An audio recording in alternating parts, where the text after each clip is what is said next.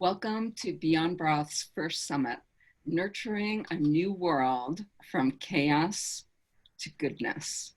I'm Grace Ventura, founder and creator of Beyond Broth. Joining us today is Rita Rivera-Fox. Rita is a very old, dear mentor, friend, sister, probably for lifetimes. And I'm so just honored and grateful to have Rita join us here today. We're going to be talking about living in a body connected with spirit in challenging times. That's a huge topic, living in this body connected with spirit in challenging times. So just before we dive in, I wanted to share a little bit about Rita's background. She has been a teacher, mentor, co-teaching with Don Miguel Ruiz, who's the author of the Four Agreements, since 1990. So she's been co-teaching journeys and seminars since 1999. And she comes from a lifelong calling to end needless suffering and awaken people to a more joyous, joyful, conscious way of being. She is committed to being in service to the evolution of human consciousness that is emerging profoundly at this time. So you could read so much more about Rita and her bio on the information. I would love to just dive right in here. Yes, let's do. We have so many words to share. And we have so many to share, and I'm so glad. And consider how many words that Grace and I have already shared through the years. We have an incredible history and connection, and I hope that comes through in our little exchange, our chat today, about what I feel is so obvious to those of us who are on a path of awareness, awakening ourselves to this greater potential of being co-creators at this time.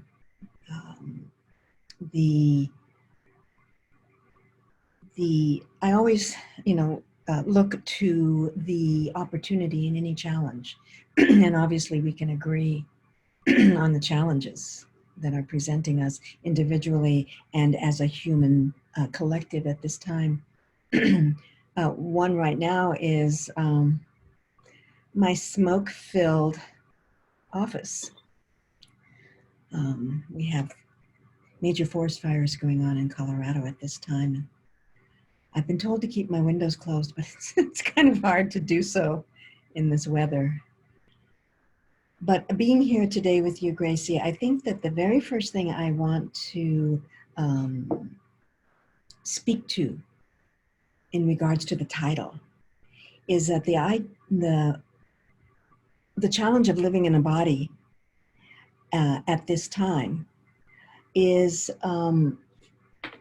that we are actually being called to recognize that our connection with spirit, right, that exists. We don't really have to do anything about what is already true about ourselves. And the truth about us is that we are already spirit. We are already life force. We are already that which is consciousness itself. And then we have these forms, these bodies that we are experiencing it all through. And the recognition for me over time, through the various ways that I've woken myself up from my early years of working with Don Miguel to how I've developed my own work. And what I realize today is that understanding, that living our true connection to spirit happens through the body. And the more I turn my work and my own unfolding toward becoming embodied and what that entails, the more I have an experience of myself beyond the body or as a spiritual being. So these two things are inextricably connected. And in challenging times, what seems to be happening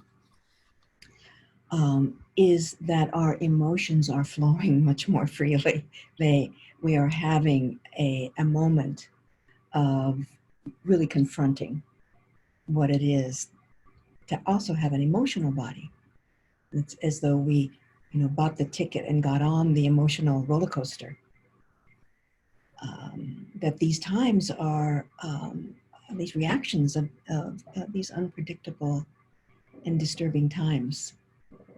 So that engagement, that understanding of, wow, I've got all of these reactions going on to what I can't control. And perhaps it's time to learn more about how do I work with these reactions, these emotional reactions I'm having to these things that I can't control. And in that inquiry in and of itself is where the opportunity is, I see, at this time. So as you were speaking, I was pondering on the idea of how we, here we are in this body, and this concept of a heart that it would expand.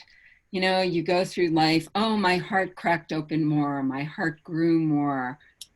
I'm in this body, feeling these sensations in it. And how, if we are already that love, if that love is already here and present in this being, then it's the human body that's the limitation, and how we have treated it or believed that it's the limitation, I should say. We've believed that it's the limitation. So it's a curious thing because, we're supported in life to use this body in so many different ways. How, what sort of tool can you offer to folks to integrate this, to integrate these bodies with these hearts, that they're already awake? This, that idea that it's already, we are already all of that. So it's a great question. It's a multifaceted, multi-layered question. So we're going to do our best to keep it simple, my response. Of course. It's like, wow, that's the whole question. So the entire issue is there in that question. So first we have to consider that we were all domesticated to really assemble our experience, our living life experience, from our mental interpretations. We, in this Western world, we're really taught to value in an imbalanced way the interpretations and the stories and the beliefs that our programmed mind has about our experiences.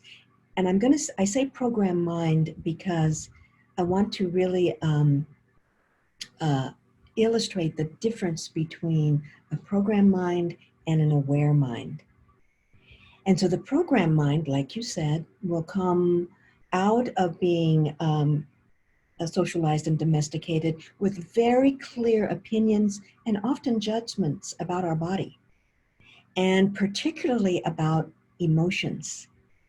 our very large dominant left brains, though very valuable and create incredible creations, what we're facing now is just this imbalance of where the feeling nature, the feeling body, the actual really valuable information that flows through on an emotional channel has been relegated to the back burner. It's an inferior way of perceiving our world. Mm-hmm. And as we've all agreed to that belief, and as we've all been domesticated to believe that, an imbalance has been created. So we have the results of that.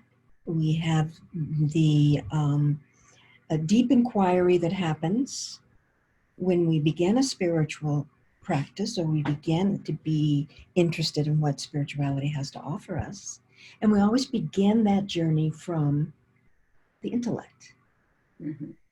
taking in concepts, understanding it from an intellectual and more reason-based point of view. And that's where we start. Nothing wrong with where we start.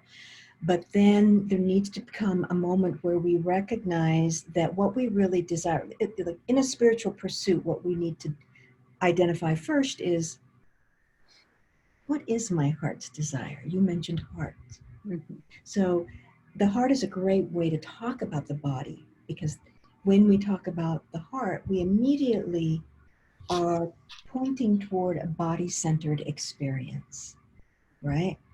And so as we begin to recognize in any kind of spiritual awakening path, or any kind of personal growth that we're taking on, is that first we recognize the imbalance.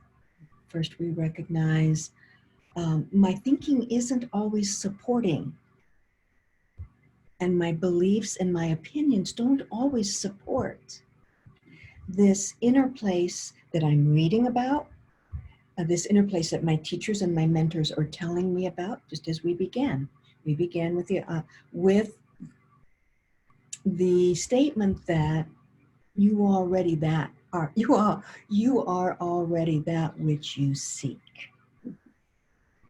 And that the easiest way, the most simple way to talk about that is that in your heart already lies this self that you're seeking, and it is love. Then comes the next step, to recognize that love is a sensation-based experience, to move it from concepts. And of course, first we're going to encounter this vibrant, alluring experience called love from concepts, conceptualizing love. But in order to actually have that complete experience of what is love, therefore what I am, it's a sensation-based experience. So we need access. We need to create access to a body that can experience love. And here's the conundrum. For so long, our program mind, our opinions have been telling us not to feel. It's not safe to feel. There are inferior, it's an inferior way of perceiving the world. So we have lots of opinions about feeling. So then when we are ready to access feeling, the feeling channel, I like to call it, to connect with a deeper, more authentic part of ourselves, we're faced with these beliefs that block us from opening that channel. So, one thing I'd like for you to just talk about for a minute is the difference between feelings versus emotion. Beautiful. Beautiful. Somebody has been having conversations. We have been having conversations together. Emotions are reactions. So we know very simply that in a reaction, something has created it. Another way to think about it is emotions are the result of, well, there's a cause and an effect, and an emotion is the effect of what caused it. Emotions are often uncomfortable. And that, therein lies part of the problem is that we don't like to feel uncomfortable emotions. So we've created numerous ways to move away from sensation that actually is informative and valuable. All emotion has purpose. And until we are able to come with curiosity about, wow, what does that mean? So my anger has purpose, my sadness, my depression. So back to the formula is what we want to begin to look at is what creates the emotion. Emotion is not a freestanding uh, um, thing. It's created by thoughts, beliefs. The programmed mind, as it delivers its great, vast wealth of data about something, results in an emotion. So the way we say that is every thought, every belief, every conversation, inner dialogue that you have with yourself creates an emotional reaction. So when we start putting our attention on our emotions, and I want to really, the way that I prefer to call that, when we say emotion, we already have a whole reaction to that. So as you know, I prefer to speak about it as uncomfortable sensations. So when we have uncomfortable sensations in the body, um, we want to have awareness. We want to increase our awareness so that we can be there for these uncomfortable sensations and recognize, what was my mind just speaking about that created this emotion and these uncomfortable sensations? And in the beginning, and actually threaded throughout a walk, a journey to being more conscious, comes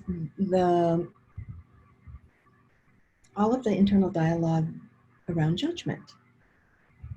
Because we grow up and we mature within a relationship of self-judgment that is what actually causes the most emotional pain. Sí, sí. Yeah. So the learning here, or the opportunity here, is, yes, we want to work with waking up to the content of our programmed mind and begin to disempower thoughts and beliefs that are negative, that are self-judgmental, thoughts that keep us looping in a cycle of these unwanted emotions. We want to wake up both to the thoughts that we're thinking, and we want to be able to have a way to allow ourselves to sit, to stay, to uh, uh, be curious about the sensations that our thoughts are creating. So this place I'm speaking of, this place of awareness, of observing how our programmed mind creates emotion within ourselves, the place that I found to be the most powerful place to do that from is from breath, from having a practice of bringing our awareness to what's already occurring in the body. The breath is a consistent movement, rhythm going on in the body. So most of my work right now really starts with, it used to begin with, let's start to track thoughts and beliefs. Let's track what the mind is doing. And that's a very, very effective way to work with awareness. But I have found that a more direct way to grow awareness and to grow our heart's capacity to love and be compassionate and dissolve self-judgment is through having a deep connection with our breath, so that when at any moment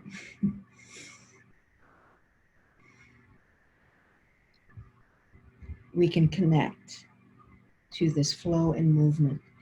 And what that does immediately, Gracie, as you know, is it drops us away from thinking and program mind into a more neutral space, a more observant space, where we can begin to track the components of an experience. And particularly, we want to be curious about what are the components of a painful, uncomfortable, and let's say patterned, looping experience. How do we wake up in the middle of that to begin to access a different choice? Mm-hmm. I no longer really want to be on this painful loop of these reoccurring emotions. I'm not able to contribute my best to this changing world, to what I know is powerful within me, if I'm constantly dropping back into this loop of painful sensations in the body, limited thinking. So that's where we want to begin. You know, your audience, people who are listening to this today, you know, I think we all come together with a desire to contribute to creating a more conscious world. And that, of course, begins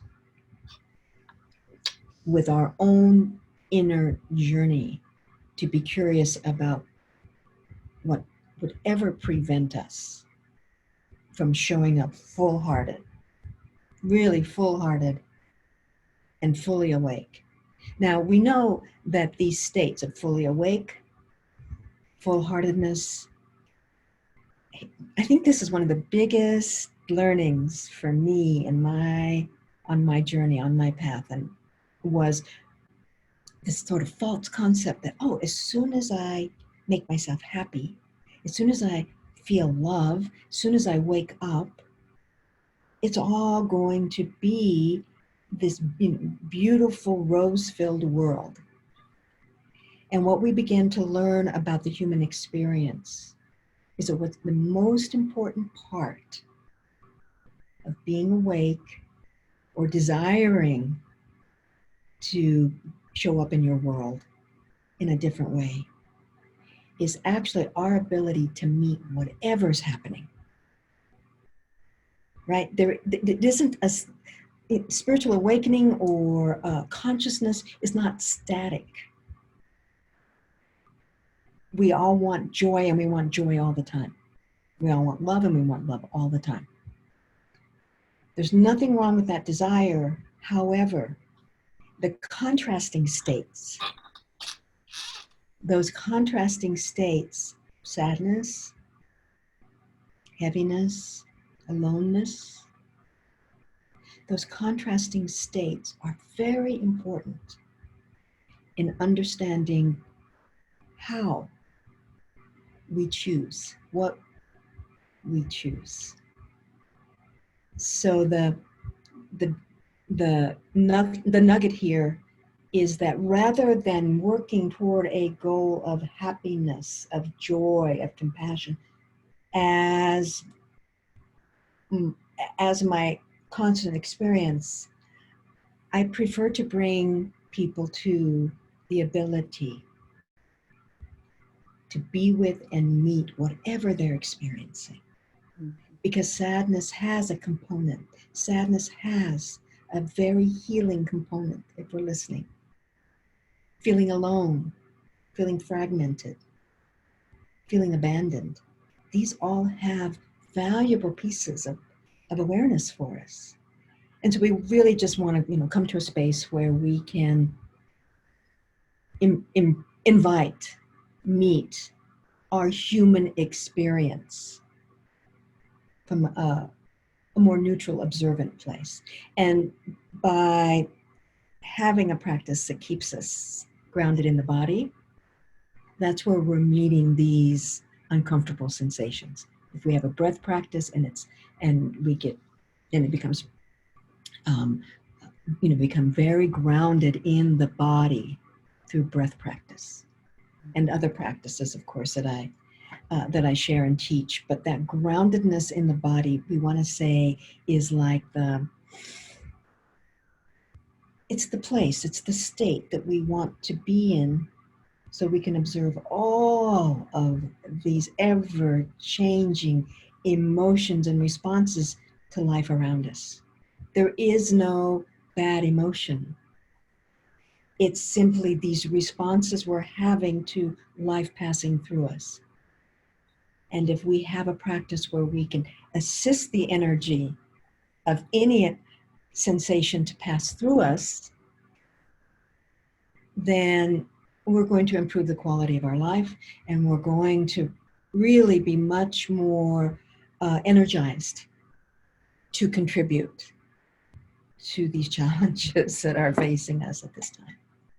Yes. Wow. That's very, very valuable information. And I'm wondering now if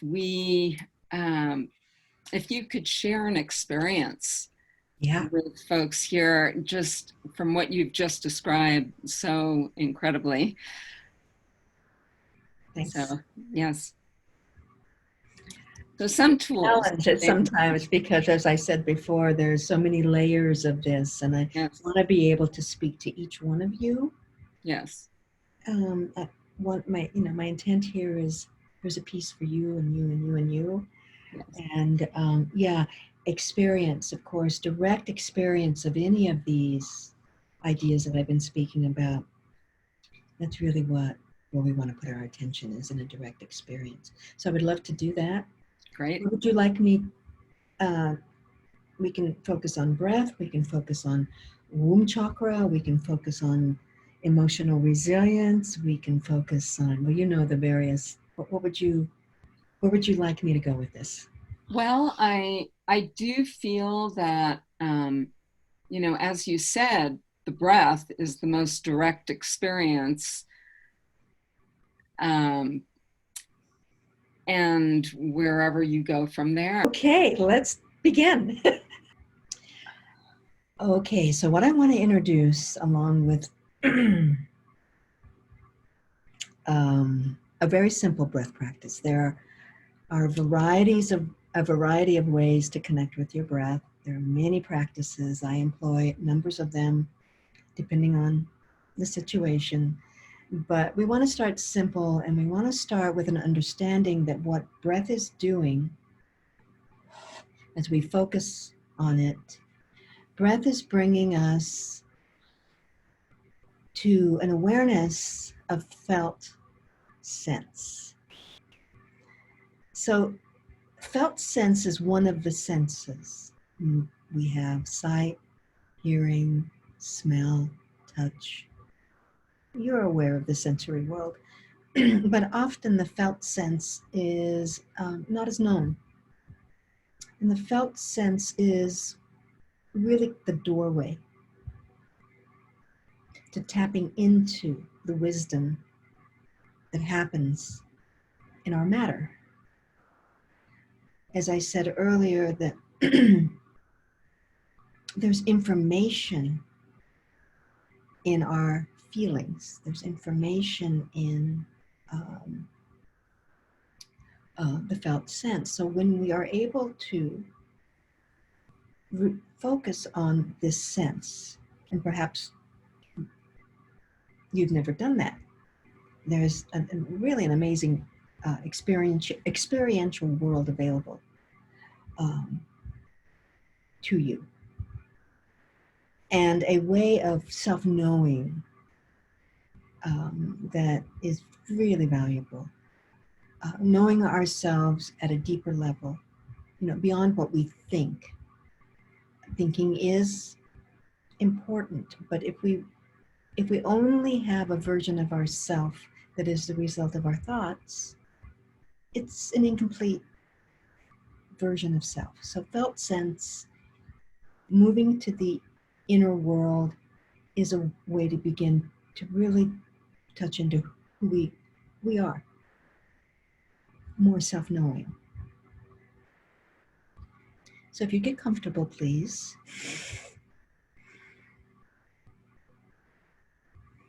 If you're lying down, that's fine. If you're sitting in a chair, we want to have the back flexible, not rigid, but supported, feet on the ground.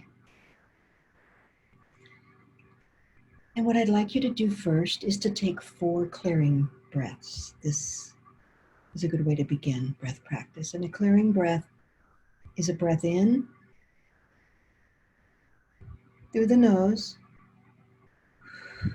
and out through the mouth, so that you can hear the exhale. You can hear the sound of breath leaving your body. This time when you breathe in from the bottom of your belly. Breath in. Big breath out. Breath in from the bottom of your belly. Fill up the space with breath slowly. And then let it go. And the last breath, we're going to slow it down. Make the breath longer through the nose.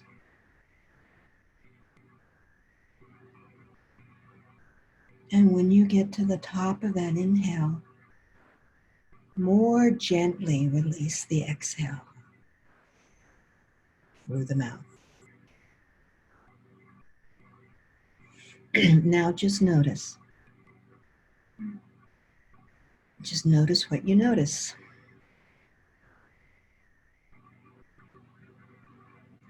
Begin to regulate your breath. What begins to happen is a recognition that our breath has pattern and rhythm. And that if we can connect to that pattern, to that rhythm, that movement,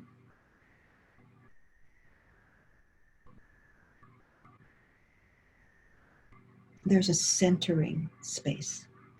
It commands all of our attention. To me, breath is meditation. It's helpful sometimes to place a hand on your heart as you begin to connect with this breath moving in, breath moving out. We don't want to manipulate it. We want to just be where it is. So bring our attention to your next inhale. If your pace is different than mine, then honor your pace. Breath in, breath out.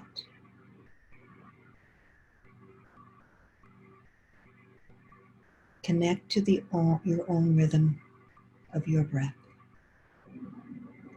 and see if it can command all your attention. Surrender thought to another time.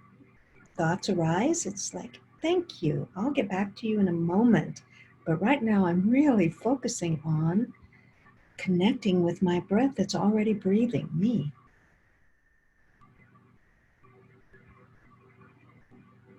And deepen, drop in more. Become more curious about this place of awareness. Breath in, breath out.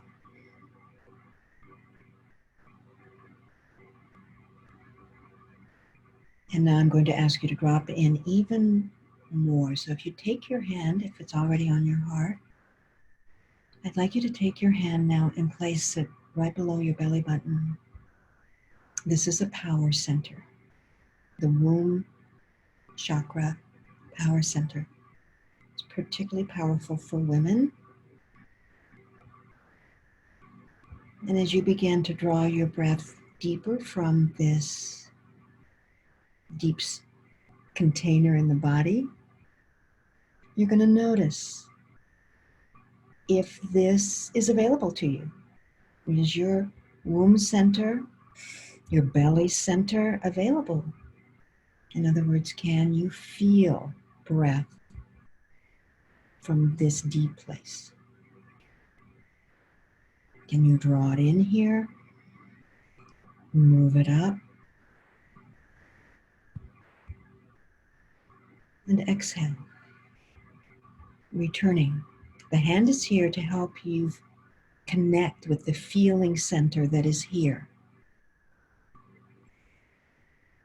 And sometimes it takes some practice to open up to our womb center. But it's highly important if we are interested in living in our bodies more fully, being able to have more awareness of thought, and choosing what thoughts we want to keep, what thoughts really don't serve us.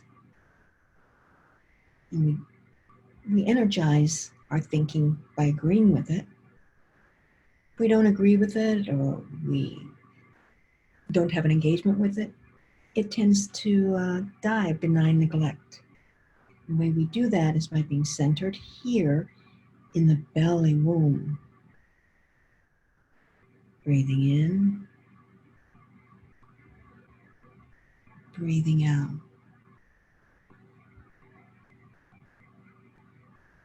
And now I'd like you to begin to notice sensation. What is your experience of sensation as you drop to a deeper place in your body?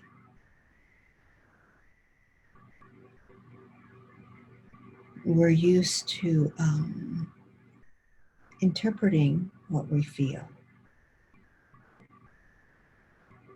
And that can contribute to some distortion about what we feel, some shutting down of what we feel. What we want to begin to empower is the ability to just meet sensation with the breath. So if this womb belly center, I'm going to offer some sensations to get us started. Sometimes feels tight. Sometimes feels a little jagged. Uneven energies. Can sometimes feel heavy. Alternately, the womb center can feel spacious. That's a sensation. It can feel light, as without weight, open or closed. So as we start to work with the idea of felt sense, we begin to identify sensation with curiosity. Oh, I feel some tightness here. We don't evaluate what we feel. I feel some openness. I feel my breakfast. We don't evaluate, we just notice. And we bring our breath to that spot. Breath in, breath out. This is very simply bringing a level of respect, learning how to respect what the feeling sense is doing, learning to respect an entire other channel of our awareness just by bringing our breath and our awareness to it. By now, you're maybe hearing some thoughts, some ideas about this exercise. That's normal. You can hear those thoughts and opinions. We don't have to devalue those. We can just say, oh, I hear you, but right now I'm kind of curious about what this breath and this felt sense might avail me to. So right now I'm choosing to breathe, put my attention on my breath. If you choose to deepen into this practice, that choice is paramount. I hear you thoughts, but I'm choosing to focus on my breath, choosing to focus on the felt sensations in my body. Breath in, breath out. Also, very beneficial as we deepen awareness here is a sense of becoming grounded in the body. As you breathe to meet felt sense, there's a natural byproduct called grounding, really landing here. Breath in, breath out.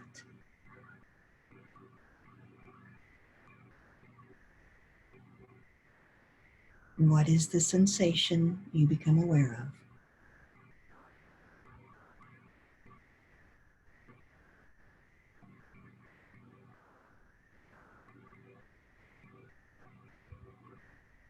Is there a sense that you'd like to clear some of this sensation? Is there some response, some way you want to be with it? That again is the beauty of this space, is information. It's a way to know yourself and what your body is messaging you with. This deeper ground of our being is available here, especially as women. These womb containers, years of exploration I've done, and I do with others, to really reconnect you with your authentic self. Not so much of who you think you are, but who you really are.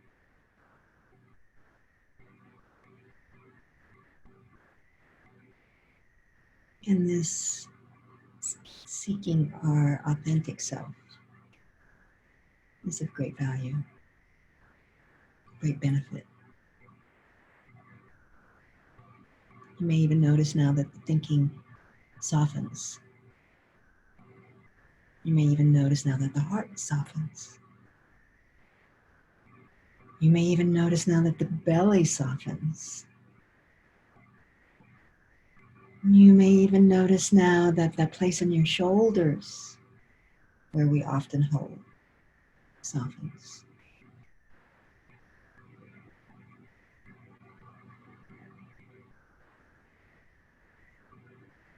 Creating a beautiful state of receptivity,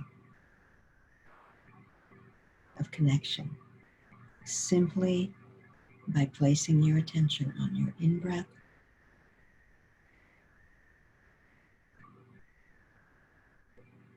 and your out-breath. A beautiful, beautiful, expansive, conscious connection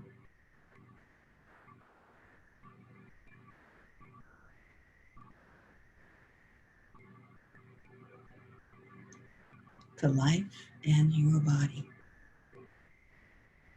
Reclaiming this divine connection to Source that has always been. breath in and breath out. Thank you. You're welcome to stay here if you have the space to do so and deepen even more.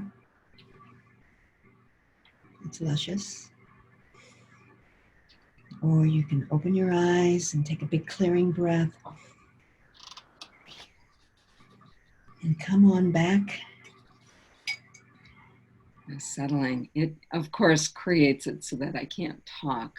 So Yeah. Yeah, so that means that your thoughts are kind of slowed down. And, oh my gosh, that's important now. Yes. Yes. The state of mush. Elevated conscious mush.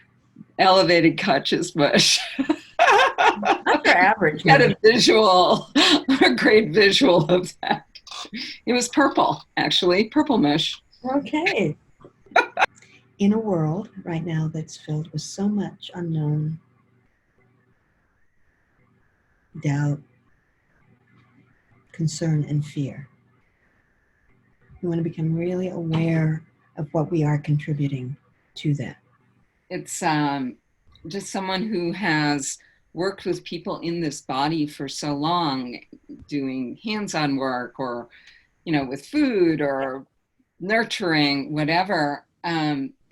If when there's that disconnect, when we leave, when I have left, and it could be through unconscious eating or whatever distraction, it could be exercise, it could be, anything that even seems like it could be good, because we get so kind of swinging the pendulum to the extreme of how we do those things, and to stay in this body in a balanced, loving, just respectful way. Yes. To me, in terms of how, what in this new world, what we're ushering in, it's coming from a place of loving, really loving it and being so honoring. Having our eyes more open and our hearts more open and more grounded in our bodies is the way to observe a cycle that our souls agreed to be here for. Let's just put it that way. Yeah. And what a time it is. What a time it is. Yeah. Well, Rita, thank you so much for being here. I feel like we could just be here for days.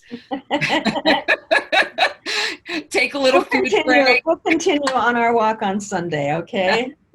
Sounds perfect. Okay, my dear. Thank you all, everyone, for being here as well and sharing this time with this extraordinary, lovely woman. And again, blessings to you all, and stay well. I love you, Gracie. Love you too. Thank you, Rita. Thank you, honey. Bye-bye.